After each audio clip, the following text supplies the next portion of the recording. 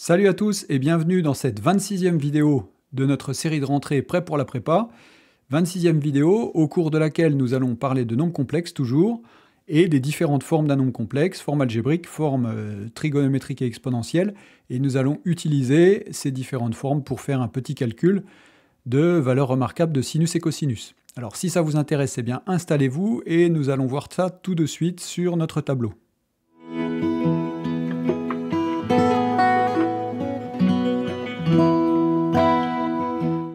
Alors pour commencer, nous avons deux nombres complexes, Z1 et Z2, qui sont écrits sous forme algébrique et que nous voulons transformer sous forme exponentielle. Alors pour ça, comment est-ce qu'on va faire? On peut utiliser la même méthode que nous avons vue hier, c'est-à-dire calculer le module, factoriser le module et puis ensuite déterminer l'argument. Je vous fais remarquer quand même que en fait, on n'a pas 36 valeurs remarquables d'arguments. Et en gros, soit on a des arguments du style 1 sur racine de 2, 1 sur racine de 2, et à ce moment-là, on aura du pi sur 4, soit ça sera du 1,5 pour l'un et racine de 3 sur 2 pour l'autre, et dans ce cas-là, ça sera du pi sur 6 ou du pi sur 3. Alors évidemment, ce n'est pas les seuls arguments qui existent, mais comme c'est les valeurs remarquables qu'on connaît, en gros, ça sera toujours un peu ça. Et donc, quand on sait ça, on peut, quand la forme est simple, bien sûr, deviner un peu comment on va factoriser pour obtenir quelque chose comme ça. Alors, dans le premier, qu'est-ce qu'on voit? On voit qu'on a racine de 6 moins i racine de 2 sur 2. Forcément, ça nous fait penser à racine de 3 sur 2 et 1,5. Qu'est-ce qui nous permettrait d'obtenir ça? Eh bien, regardez, on factorise racine de 2. Si je factorise racine de 2, qu'est-ce qui va rester? Racine de 6, c'est racine de 2 fois racine de 3. Donc racine de 3, moins i fois 1, donc moins i, et puis le tout sur 2. Et donc ça fait bien racine de 2, facteur de racine de 3 sur 2, moins i sur 2. On a donc un cosinus qui va être égal à racine de 3 sur 2 et un sinus qui va être égal à moins 1,5. Alors, on s'occupe pour l'instant pas du signe. Quelle est la valeur d'argument qui nous donne racine de 3 sur 2 pour le cosinus et 1,5 pour le sinus? Alors, c'est quelque chose qui est par là, et la valeur, c'est pi sur 6. Je vous rappelle, comme je vous ai dit hier, que dans la vidéo qui accompagne le formulaire maths essentiel, que vous pouvez obtenir gratuitement en cliquant sous la vidéo, j'ai un exercice où je vous montre comment obtenir facilement toutes ces valeurs-là, si vous les avez oubliées, les valeurs remarquables de sinus, cosinus, tangente, avec les arguments de base 0, pi sur 6, pi sur 4, pi sur 3 et pi sur 2. Et donc n'hésitez pas à aller regarder cette vidéo pour découvrir ce moyen mémotechnique simple qui vous permet de retrouver ça s'il y en a besoin. Alors, donc, si c'était racine de 3 sur 2 et 1,5, on aurait un argument de pi sur 6. Seulement ici, on a racine de 3 sur 2 et moins 1,5. Donc on est par là.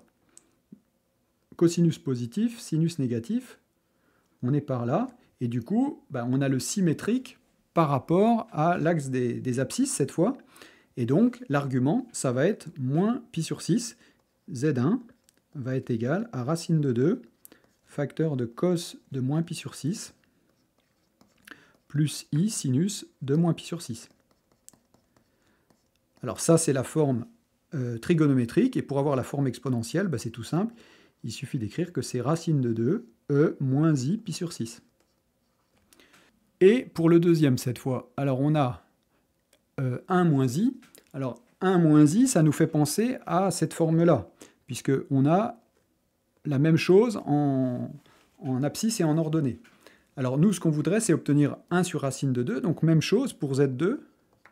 Eh bien, on va factoriser racine de 2, et ça va nous faire facteur de 1 sur racine de 2, moins i sur racine de 2. Et maintenant, on cherche donc un argument avec 1 sur racine de 2 et 1 sur racine de 2. Alors on sait que ça correspond à pi sur 4 quand les deux sont positifs.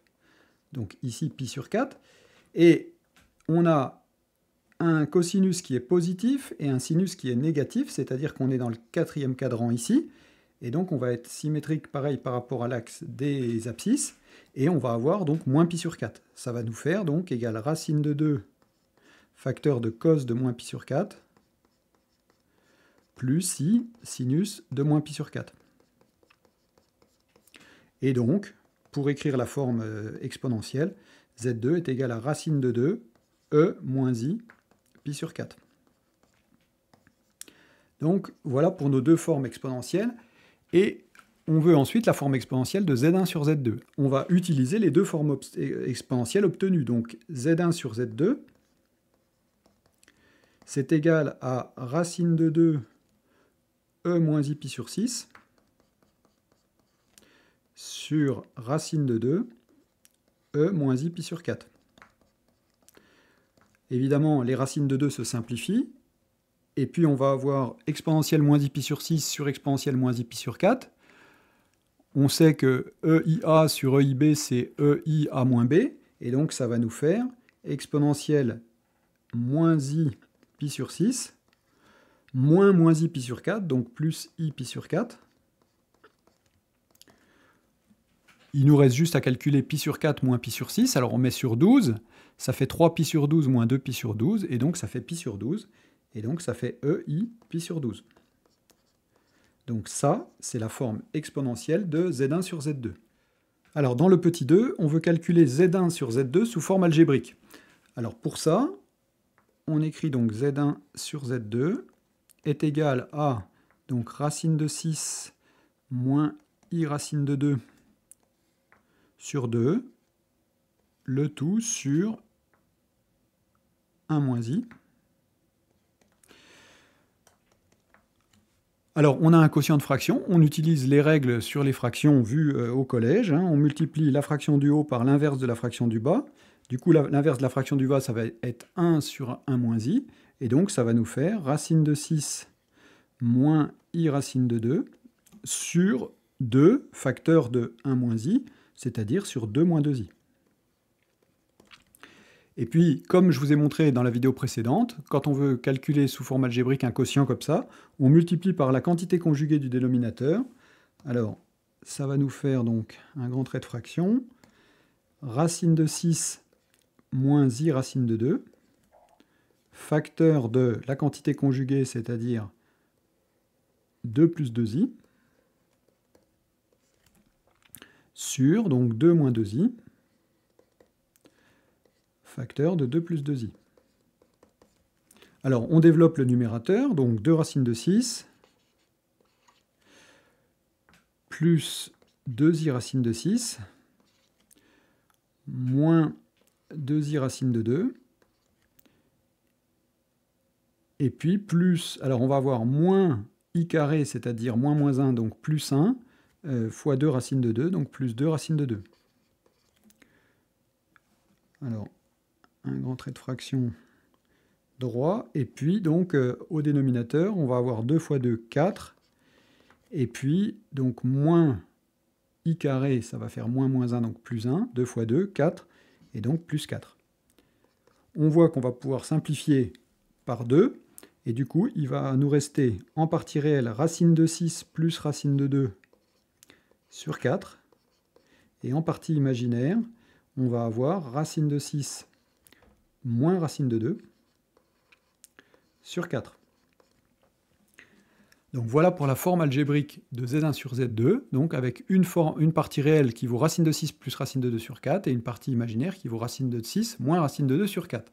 Il ne nous reste plus qu'à conclure, puisque on se rappelle que z1 sur z2, on avait vu que c'était EI pi sur 12, c'est-à-dire cos de pi sur 12, plus i sinus de pi sur 12. Et donc, on n'a plus qu'à identifier nos deux formes précédentes, et donc on obtient que cos de pi sur 12 est égal à racine de 6 plus racine de 2 sur 4, et que sin de pi sur 12 est égal à racine de 6 moins racine de 2 sur 4. Donc ce n'est pas des formes remarquables qu'on connaît par cœur parce qu'elles ne sont pas forcément évidentes à se souvenir, mais ce sont des formes qu'on peut calculer assez facilement, en particulier par cette méthode-là, mais ce n'est pas la seule. Voilà pour ce calcul d'aujourd'hui. Alors rapidement, on regarde ce qu'on voit demain. Alors demain, on va parler d'une suite arithmético-géométrique. Une suite arithmético-géométrique, c'est une suite définie par un plus 1 égale f de un, avec f qui est une fonction affine, ce qui est le cas ici, 5un moins 10, Et on va vouloir donc exprimer un en fonction de n, et puis calculer, voir diverses choses autour de cette suite. C'est tout pour aujourd'hui, j'espère que cet exercice vous a plu.